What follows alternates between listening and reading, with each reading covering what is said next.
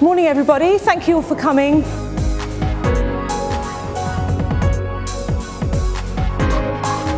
This is really just a little intro to let you know what we've been doing, and then we're going to be handing over really to some of our clients and give you an opportunity to share the challenges that you've come across and the successes that you've had. And say, well actually, we can't develop a brand, what we're playing at here, So hence, Hell Solomon. I mean, it really did quickly become the TAP campaign. As soon as we agreed we were going to have Think, Act, Prevent, every time we went to a meeting, every time we had an agenda, we were discussing the TAP campaign. It is now living and breathing. People were really chomping at the bit saying, we've heard all about this TAP campaign, what's happening with it? And we were like, we better get our skates on and get this thing developed. It really was starting to push us rather than us pulling it along. It was moving along at a pace. You're not talking a huge outlay to get something really good for your own company.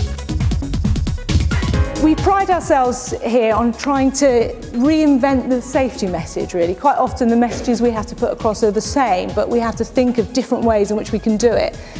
So we look for unique ways in which to do that. So we're bringing on a couple of our actors and demonstrate how emotional intelligence can actually help us to get the message across from our perspective as safety professionals, but also your managers and the people that you're influencing, how they can deal better with interventions with people, talking to people, getting that sometimes tricky messages across to some tricky customers.